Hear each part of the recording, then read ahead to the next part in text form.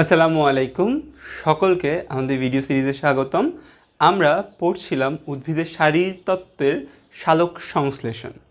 সালোক সংশ্লেষণ আমরা জানি যে সালোক সংশ্লেষণেরকে দুটি ভাগে ভাগ করা যায়। একটিকে বলে লাইট ডিপেন্ডেন্ট ফেজ আর একটিকে বলে লাইট ইন্ডিপেন্ডেন্ট ফেজ।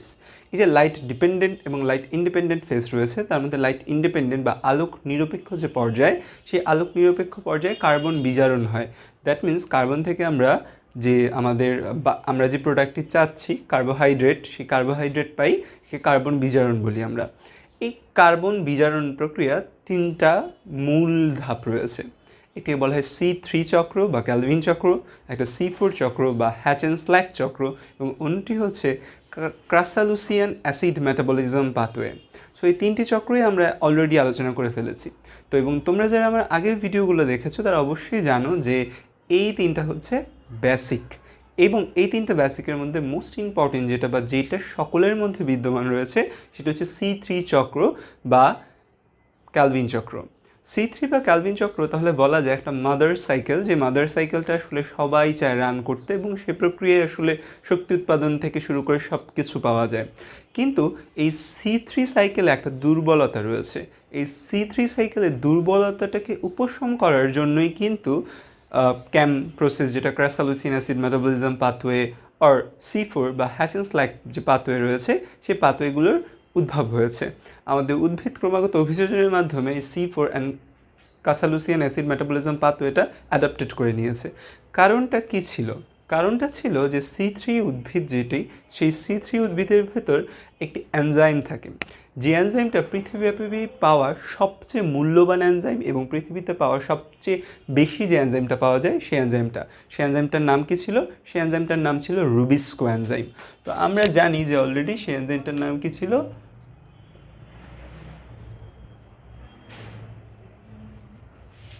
সেই এনজাইমটার নাম ছিল রুবিস্কো এনজাইম। এই রুবিস্কো এনজাইমের দুর্বলতার জায়গাটা কোন জায়গায়? রুবিস্কো এনজাইমের দুর্বলতার জায়গা হচ্ছে এই সি এবং ও। সি এবং ও দ্বারা আসলে কি বোঝায়? সি দ্বারা বোঝায় কার্বক্সিলেজ, মানে কার্বন ডাইঅক্সাইড যুক্ত করার ক্ষমতা রয়েছে, কার্বন ডাইঅক্সাইড যুক্ত করতে পারে। ও দিয়ে বোঝায় অক্সিজেনেজ, অক্সিজেনেজ, তার মানে অক্সিজেন যুক্ত করার ক্যাপাবিলিটি রয়েছে। তার মানে এই যে রুবিস্কো এনজাইম, এই রুবিস্কো এনজাইমের ক্রাইটেরিয়া হচ্ছে সে কার্বন ডাইঅক্সাইডও যুক্ত করতে পারে, সে অক্সিজেনও যুক্ত করতে পারে। এটা হচ্ছে রুবিস্কো এনজাইমের একটা বিশেষ ক্রাইটেরিয়া। এখন আমাদের যে C3 উদ্ভিদের যে পাতা রয়েছে, সেই পাতার ক্লোরোপ্লাস্টের মধ্যে আমরা জানি সালোক সংশ্লেষণ হয়। এই ক্লোরোপ্লাস্টে স্ট্রমাটা বলতে একটি কথা জিনিস রয়েছে। স্ট্রমা বলা হয় ক্লোরোপ্লাস্টের, স্ট্রমাটা মানে পত্ররন্ধ্র, স্ট্রমা বলা হয় এই ক্লোরোপ্লাস্টের ভেতর যে তরল পদার্থ থাকে, সেই তরল পদার্থকে স্ট্রমা বলা হয়। সেই স্ট্রমার ভেতর একটি আবাসিক অণু থাকে, বা স্ট্রমার ভেতর একটি অণু থাকে যেটা ওই জায়গায় সবসময়ই থাকে। তো সেই অণুটার নাম RUBP।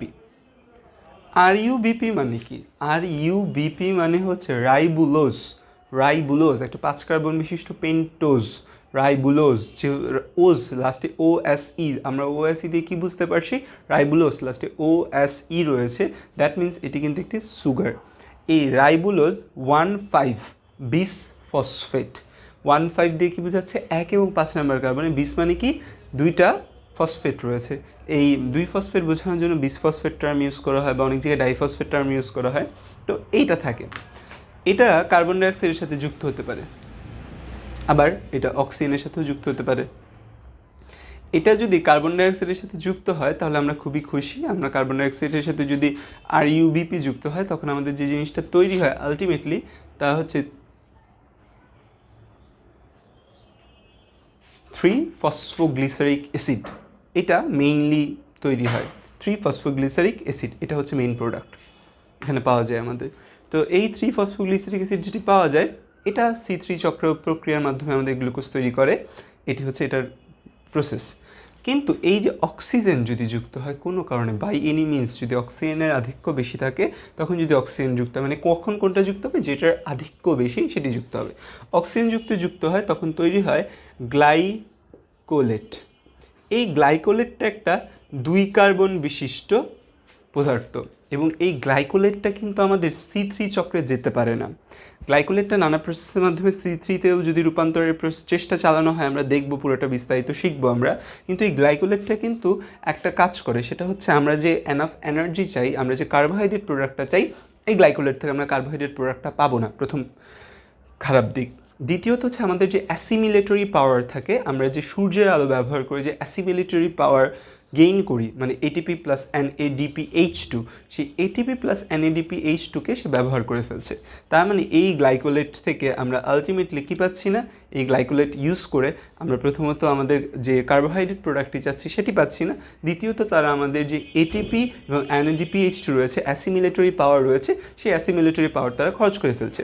তো এই প্রসেসটা তাহলে আমাদের জন্য একদমই খারাপ একটা প্রসেস। এই প্রসেসে আমাদের ক্ষতি হয়। এই জন্য এই প্রসেসটাকে বলা হয় ডাবলি নেগেটিভ প্রসেস, যেটা ডাবলি নেগেটিভ, এটা পুরাটাই একটা কি নেগেটিভ, দুইভাবে আমাদের ক্ষতি করে। এবং এই প্রসেসে যেহেতু অক্সিজেন ব্যবহার হয় এবং অক্সিজেন ব্যবহার করে এখান থেকে কার্বন ডাইঅক্সাইড উৎপন্ন হয়, অক্সিজেন ব্যবহার হয় এবং এই প্রসেসের ফলে কি হয়, কার্বন ডাইঅক্সাইড উৎপন্ন হয়। সো আমরা জানি যে কোনো জায়গায় হচ্ছে যে অক্সিজেন ব্যবহার, যেমন আমাদের বডিতে আমরা অক্সিজেন নিচ্ছি, কার্বন ডাইঅক্সাইড ত্যাগ করছি, মানে অক্সিজেন ইউজ করে আমরা কার্বন ডাইঅক্সাইড প্রডিউস করছি। এই অক্সিজেন ব্যবহার করে কার্বন ডাইঅক্সাইড প্রডিউস করার যে প্রসেস, তাকে আমরা বলি শ্বসন বা রেসপিরেশন বলি আমরা ব্যাপারটাকে। আমরা এটাকে শ্বসন বা রেসপিরেশন টার্মটা ইউজ করি। তো শ্বসন এখানে আলোর সহায়তায় ঘটছে বা সালোক সংশ্লেষণের প্রসেসের মধ্যে ঘটছে। যেহেতু শ্বসন সালোক সংশ্লেষণের প্রসেসের মধ্যে ঘটছে, তাই এই জন্য এটাকে বলা হয় কিন্তু আলোক শোষণ, বা ইংরেজিতে এর নাম হচ্ছে photo respiration. So photo respiration আমার কোনো ভালো কোনো ইফেক্ট না, ফটো রেসপিরেশন উদ্ভিদের আসলে ক্ষতি করছে। সো ফটো রেসপিরেশনটা আসলে কোথায় হয়, কিভাবে হয়, সেটা আমাদের ইন ডিটেলস জানা লাগবে। আমাদের বইয়ে যতটুকু বলা আছে তার থেকেও আমি তোমাদের ইন ডিটেলস জানাবো, যেন তোমরা এই ব্যাপারগুলো সম্পূর্ণ ভালোভাবে জানতে পারো। ঠিক আছে? তো এখন আমরা দেখব যে এই ফটো রেসপিরেশনটা আসলে কীভাবে ঘটে এবং ফটো রেসপিরেশনের মধ্যে কী কী মেকানিজম অফ অ্যাকশন আমরা দেখতে পাই। এবং আরেকটি গুরুত্বপূর্ণ কথা যদি আমি তোমাদের বলি, আমি তোমাদের এখন যে ফটো রেসপিরেশন পড়াবো, এটিকে কিন্তু C2 পাথওয়েও বলা হয়। মানে ফটো রেসপিরেশন থেকে আমি আজকে তোমাদের C2 পাথওয়ে পড়াবো। আমরা অলরেডি C3 পাথওয়ে পড়েছি, C4 পাথওয়ে পড়েছি, আজকে আমরা পড়ব C2 পাথওয়ে। সো পুরো ভিডিও কিন্তু তোমাদের দেখতে হবে।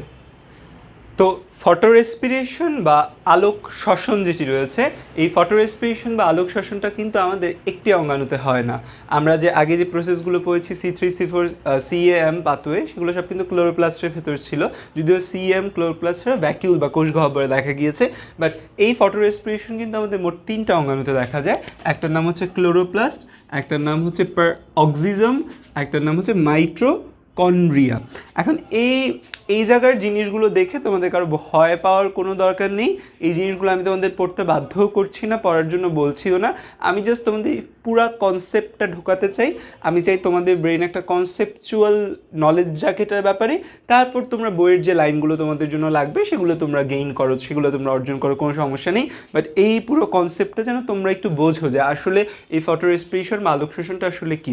খেয়াল করে দেখো, আমি যদি এখান থেকে শুরু করি, এই জায়গা থেকে যদি শুরু করি, এখানে আছে RUBP মানে রাইবোলোজ 1,5-বিসফসফেট। আমার লেখা যদি ছোট হয়, আমার লেখা যদি না বোঝো, আমার ভয়েসের দিকে একটু নজর রাখো, আমি লাস্টে কাছে এনে তোমাদের আরেকবার লেখাগুলো দেখিয়ে দিব।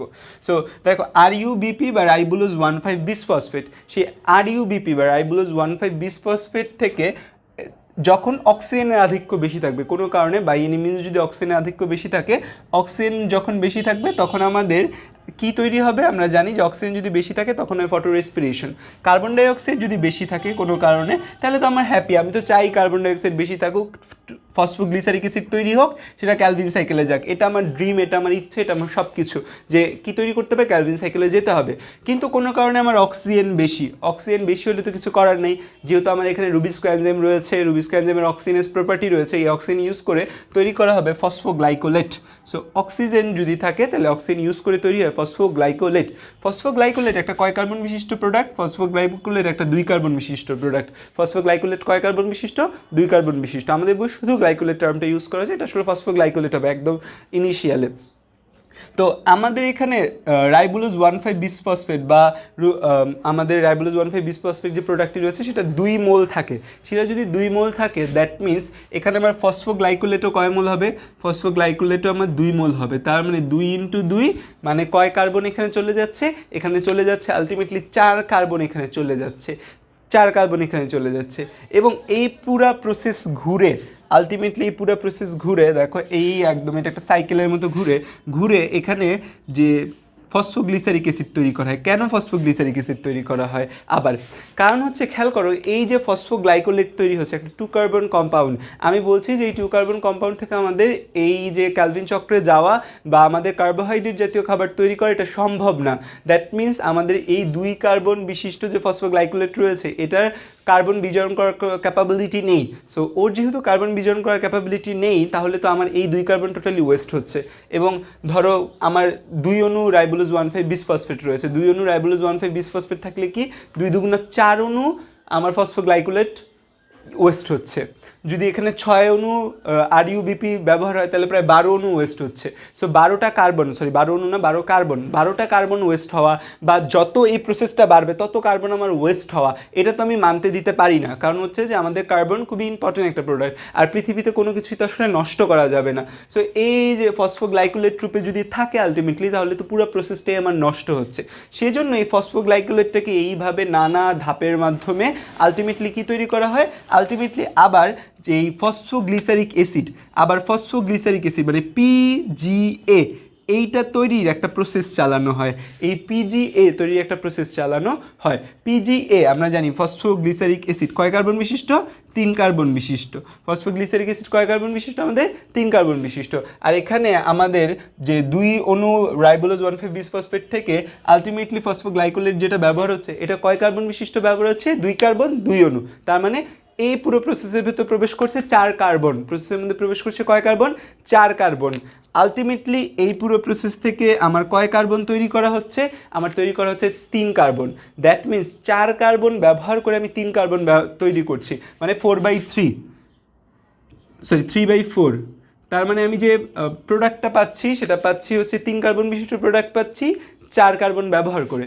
দ্যাট মিনস আমার হচ্ছে যে আমি 75% প্রোডাক্ট পাচ্ছি, 75% প্রোডাক্ট আমি পাচ্ছি এই পুরো প্রসেসের মধ্যে। তার মানে আমার কত পার্সেন্ট সালোক সংশ্লেষণ হ্রাস পাচ্ছে বা কত পার্সেন্ট আমার ক্ষয় হচ্ছে, 25% আমার ক্ষয় হচ্ছে। তোমাদের বই কিন্তু এই টার্মটা ব্যবহার করা হয়েছে যে আমাদের আমাদের এই ফটো রেসপিরেশন প্রক্রিয়ায় সালোক সংশ্লেষণ প্রায় 25% কমে যায়। কেন 25% কমে যায় বুঝতে পারলে এতদিন তো মুখস্থ করেছে যে 25% সালোক সংশ্লেষণ হ্রাস পায়, 25% সালোক সংশ্লেষণ হ্রাস পায়, কিন্তু কেন পায়, কারণ কি, কারণ হচ্ছে এই ফসফোগ্লাইকোলেট রূপে আমরা 4 কার্বন নিয়ে একটা যাত্রা শুরু করি এবং 4 কার্বনের যাত্রা থেকে আমাদের লক্ষ্য হচ্ছে যে আমাদের এই 4টা কার্বন যেন নষ্ট না হয়। সো আমি আলটিমেটলি এখান থেকে 3 কার্বন বিশিষ্ট ফসফোগ্লাইকোলেট তৈরি করে ফেলি। তার মানে আমি 3টা কার্বন বাঁচাতে সক্ষম হই।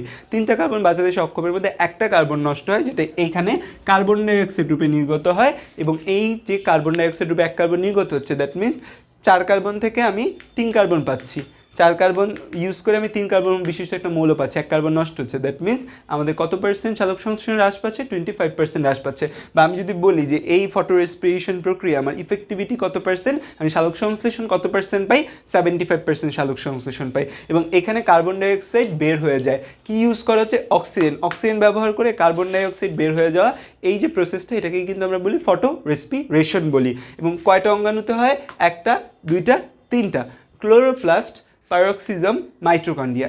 এতটুকু পর্যন্ত তোমাদের এইচএসসি লেভেলের বইয়ে যতটুকু বলা আছে ততটুকু জানার জন্য তোমরা এতটুকু জানলেই হবে। সো যারা হচ্ছে শুধুমাত্র এইচএসসিতে ভালো করার জন্য বা এইচএসসিতে ভালো পাস করার জন্য পড়তে চাও তারা এতটুকু ভিডিও দেখো, বাকি অংশ তুমি স্কিপ করতে পারো। আর যারা আরও জানতে চাও, যাদের আরও জানার আগ্রহ আছে তারা ভিডিওটা দেখো। তোমাদের সাইকেলটা আমি একটু ডিসক্রাইব করি যে কীভাবে আসলে প্রসেসটা চলছে, তো আমরা দেখি।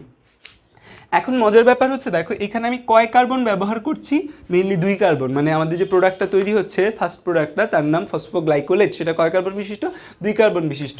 এই জন্য কিন্তু এটার আরেকটা নাম হচ্ছে C2 সাইকেল। এটার আরেকটা নাম কি, এটার আরেকটা নাম হচ্ছে C2 সাইকেল। আমাদের এটার আরেকটা নাম কিন্তু C2 সাইকেল। সো এখানে দেখো ফসফোগ্লাইকোলেট থেকে এরপর যেটা তৈরি হয় তার নাম হচ্ছে গ্লাইকোলেট। এখান থেকে ফসফোগ্লাইকোলেটটা একটা ইনঅর্গানিক ফসফেটটা বের হয়ে যায়, বের হয়ে গ্লাইকোলেট তৈরি করে। তারপর সেই গ্লাইকোলেট ডিফিউশন প্রক্রিয়া, দ্যাট মিনস ব্যাপন প্রক্রিয়া, সেই গ্লাইকোলেটটা আমাদের ক্লোরোপ্লাস্ট থেকে পারঅক্সিজমে চলে যায়। গ্লাইকোলেট ক্লোরোপ্লাস্ট থেকে পারঅক্সিজমে চলে যায়। পারঅক্সিজমে যখন যায়, পারঅক্সিজম হচ্ছে একটা অক্সিজেনের আধার থাকে জায়গায়, সেই পারঅক্সিজমে যখন যায় সেখানে অক্সিজেনের প্রভাবে সেটি অক্সিডাইজড হয়ে তৈরি করে গ্লাইঅক্সিলেট। কি তৈরি করে? গ্লাইঅক্সিলেট। তো আমরা ফসফোগ্লাইকোলেট, গ্লাইকোলেট, গ্লাইঅক্সিলেট সব 2 কার্বন বিশিষ্ট প্রোডাক্ট। তো গ্লাইঅক্সিলেট এটাও 2 কার্বন বিশিষ্ট প্রোডাক্ট। তো এখানে কি হয় যে এই আর এগুলো কিন্তু সব 2 মোল, 2 অণু করে ব্যবহার হচ্ছে, সবগুলো 2 অণু করে, 2 কার্বন 2 অণু। সো এই পারঅক্সিজমে হয় কি আমাদের এখানে H2O2 তৈরি হয়। H2O2 মানে হাইড্রোজেন পারঅক্সাইড। আমরা জানি H2O2 বা হাইড্রোজেন পারঅক্সাইড হচ্ছে একটা বিষাক্ত পদার্থ। এই হাইড্রোজেন পারঅক্সাইড যখন আসবে, এই হাইড্রোজেন পারঅক্সাইডকে ভাঙতে হবে এবং এই পারঅক্সিজমে একটা এনজাইমের আধিক্য থাকে, তার নাম হচ্ছে ক্যাটালেজ এনজাইম। এই যে ক্যাটালেজ এনজাইম রয়েছে, এই ক্যাটালেজ এনজাইমের প্রভাবে এই H2O2 ভেঙে পানি এবং অক্সিজেন তৈরি হয়। সো গ্লাইঅক্সিলেট তৈরি হয়। গ্লাইঅক্সিলেট থেকে তারপর যে জিনিসটি আসে তার নাম গ্লাইসিন। তো গ্লাইঅক্সিলেট থেকে গ্লাইসিন পাওয়া যায়। গ্লাইসিনও 2 কার্বন বিশিষ্ট। এখানে একটা অ্যামিনোমূলক যুক্ত হয় এটার সাথে, তৈরি গ্লাইসিন তৈরি করে। তারপর এই গ্লাইসিন থেকে 2 কার্বন বিশিষ্ট আবার আরেকটা প্রোডাক্ট তৈরি হয়, তার নাম, এই গ্লাইসিনটা হচ্ছে এখান থেকে ডিফিউজ হয়ে মাইটোকন্ড্রিয়াতে চলে গেল। তার মানে প্রথমে ক্লোরোপ্লাস্ট থেকে ডিফিউশন হয়ে কি আসতেছে, ক্লোরোপ্লাস্ট থেকে পারঅক্সিজমে প্রবেশ করে গ্লাইকোলেট, পারঅক্সিজম থেকে মাইটোকন্ড্রিয়া প্রবেশ করে গ্লাইসিন। এই গ্লাইসিন যখন আমাদের কোথায় চলে যায়, মাইটোকন্ড্রিয়া চলে যায়, তখন এই গ্লাইসিন থেকে একটা অ্যামিনোমূলক বের হয়ে যায়। এই যে যেখানে অ্যামিনোমূলকটা ঢুকেছিল সেটা বের হয়ে যাচ্ছে। এই NADH2, যে NADH2 রয়েছে, NADPH2, সেই NADPH2 P হবে এখানে NADPH2, NADPH2 ইউজ হয়ে যায়, ইউজে NAD তৈরি করে এবং এটা 2 অণু 2 কার্বন বিশিষ্ট থাকে। তার মানে এখানে কয় কার্বন? 4 কার্বন। এখান থেকে একটা কার্বন বের হয়ে যায়, একটা কার্বন ডাইঅক্সাইড বের হয়ে যায়। 4 কার্বন থেকে যদি একটা কার্বন ডাইঅক্সাইড বের হয়ে যায়, তার কয় কার্বন থাকে? থাকে হচ্ছে আমাদের 3 কার্বন। সেই 3 কার্বন বিশিষ্ট প্রোডাক্টের নাম হচ্ছে সেরিন। 3 কার্বন বিশিষ্ট প্রোডাক্টের নাম কি? 3 কার্বন বিশিষ্ট প্রোডাক্টের নাম হচ্ছে সেরিন। 3 কার্বন বিশিষ্ট প্রোডাক্টের নাম কি? সেরিন। সো এই সেরিনটা তাহলে কয় মোল হবে? সেরিনটা 1 মোল। তাহলে দেখো আমরা কিন্তু এতক্ষণ 2 মোল নিয়ে ডিল করছিলাম, সেখান থেকে আমাদের চলে এসেছে কিন্তু 1 মোল। কারণ কি? কারণ হচ্ছে আমাদের কার্বন ডাইঅক্সাইড বের হয়ে গিয়েছে। সো 3 কার্বন বিশিষ্ট প্রোডাক্ট আছে, তার নাম সেরিন। এই সেরিন আবার ডিফিউশন প্রক্রিয়া কোথায় চলে আসে? যে মাইটোকন্ড্রিয়া থেকে পারঅক্সিজমে চলে আসে। সেই সেরিন থেকে আলটিমেটলি তৈরি হয় হাইড্রোক্সি পাইরুভেট, যে এবং হাইড্রোক্সি পাইরুভেট থেকে আলটিমেটলি তৈরি হয় গ্লাইকোলেট। এই গ্লাইকোলেট আবার ডিফিউশন প্রক্রিয়া কোথায় চলে আসে? আবার ডিফিউশন প্রক্রিয়ায় চলে আসে এই ক্লোরোপ্লাস্টে চলে আসে। এই গ্লাইকোলেটটা তারপর হচ্ছে এই ফসফোরাইলেশন প্রক্রিয়া, এটিপি ভেঙে এডিপি তৈরি করে এবং এর সাথে এই যে একটা ফসফেট বের হয়, সেই গ্লাইকোলেটের সাথে যুক্ত হয়ে যে আমাদের কি তৈরি হয়? একটা ফসফোগ্লাইকোলেট তৈরি হয়। সেই এক অণু ফসফোগ্লাইকোলেট আমাদের কোথায় চলে যায়? সেই এক অণু ফসফোগ্লাইকোলেট আমাদের ক্যালভিন সাইকেলে চলে যায়। তার মানে আমাদের এইখানে যে প্রোডাক্টটা তৈরি হচ্ছে ফসফোগ্লাইকোলেট 2 কার্বন বিশিষ্ট, এই প্রোডাক্টটি কিন্তু আমরা একটা চক্রের মাধ্যমে, একটা প্রসেসের মাধ্যমে আমরা ফসফোগ্লাইকোলেট তৈরি করে নিয়ে এসেছি। কারণ কি? কারণ ফসফোগ্লাইকোলেট ছাড়া কখনোই আমাদের C3 চক্র বা ক্যালভিন চক্র কমপ্লিট হবে না। সো আমার জন্য ফসফোগ্লাইকোলেট প্রয়োজন, সো আমি ফসফোগ্লাইকোলেট এইভাবে নিয়ে এসেছি। সো এই পুরো প্রসেসটার মধ্যে কিন্তু আমাদের এখনও কার্বন ডাইঅক্সাইড নির্গত হচ্ছে, অক্সিজেন ব্যবহার হচ্ছে এবং এখানে কিন্তু আমি 4 কার্বন ব্যবহার করে 3 কার্বন বিশিষ্ট একটা প্রোডাক্ট পাচ্ছি। দ্যাট মিনস আমার এখানে ইফেক্টিভিটি 75% এবং এখানে আমার লস হচ্ছে 25% লস হচ্ছে। সো এইটা হচ্ছে আমাদের ফটো রেসপিরেশন বা আমাদের আলোক শোষণ। সো ফটো রেসপিরেশন বা আলোক শোষণ তোমাদের বই খুব শর্টকাট বলা আছে। সো শর্টকাট জানলে জানতে পারো, যতটুকু তোমাদের বইয়ে বলা আছে ততটুকু ফার্স্টের একটা হাফে আমরা শেষ করেছি। আর এইখানে আমি তোমরা যারা অধিক জানতে চাও, যারা নিজেদের আরও বেশি জ্ঞানী করে তুলতে চাও সকল সেক্টরে, তাদের জন্য আমি এই জিনিসগুলো অ্যাড করেছে যেন তোমরা আসলেও তোমাদের জ্ঞানের পিপাসা মেটাতে পারো। কারণ আমি রিসেন্টলি আমার ব্যাচেলস অফ বায়োলজি গ্রুপটা খোলার পর আমি দেখতে পাচ্ছি যে আসলে তোমাদের জ্ঞানের পিপাসা অত্যাধিক লেভেলের। যে মানে বাংলাদেশি স্টুডেন্টকে মানুষ মনে করতে যে বাংলাদেশি স্টুডেন্টরা পড়তে চায় না, বাট কিছু কিছু স্টুডেন্ট তোমরা এত আগ্রহী পড়ার ব্যাপারে, তোমরা নিজেদেরকে এত হাই লেভেল ইন্টারন্যাশনাল লেভেলে নিয়ে যেতে চাও, তোমাদের আসলেই মানে স্যালুট আমার পক্ষ থেকে। আর এই জিনিসগুলো আসলে এই স্ট্যান্ডার্ড এক্সাম, তুমি যদি মেডিকেল অ্যাডমিশন টেস্টে কখনো চান্স, মানে বাংলাদেশের মেডিকেল অ্যাডমিশন টেস্ট না দিয়ে যদি তুমি ইন্ডিয়াতে অ্যাডমিশন টেস্ট দিতে চাও, ধরো তুমি ইন্ডিয়ার যে অ্যাডমিশন টেস্ট নিট, সেটা নিয়ে একটা ভিডিও করবো, সেখানে যদি তুমি ভর্তি পরীক্ষা দিতে চাও, সো তখন কিন্তু এই জিনিসগুলো লাগে। সো আমি তোমাদের চেষ্টা করবো যে এখন তোমাদের নলেজগুলো এমনভাবে তোমাদের কাছে নলেজগুলো শেয়ার করতে যেন এই নলেজের প্রসেসটা দিয়ে তুমি যে কোনো জায়গায় ভালো করতে পারো। সো থ্যাংক ইউ অল আমাদের সাথে থাকার জন্য। আমাদের ভিডিও যদি ভালো লাগে অবশ্যই লাইক দিবে এবং কমেন্ট করে তোমার মতামত জানাবে যে কোন জিনিসটা তুমি বুঝতে পারোনি, আমরা কোন জায়গায় উন্নতি করতে পারি। কারণ তোমাদের মতামতের কারণেই কিন্তু, তোমাদের সমর্থনের কারণেই কিন্তু আজকে আমাদের ইউটিউব চ্যানেল 2000 সাবস্ক্রাইবার পূর্ণ করেছে। সো থ্যাংক ইউ অল আমাদের সাথে থাকার জন্য।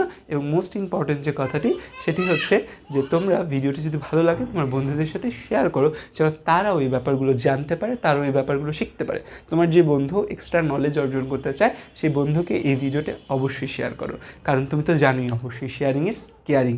তো থ্যাংক ইউ অল। আর সাবস্ক্রাইব যদি না করে থাকো এখনই সাবস্ক্রাইব করে পাশে বেল আইকনটি বাজিয়ে দাও, কারণ আমরা প্রতিদিন তোমাদের এডুকেশন রিলেটেড ভিডিও কিন্তু দিয়েই যাচ্ছি। So thank you all.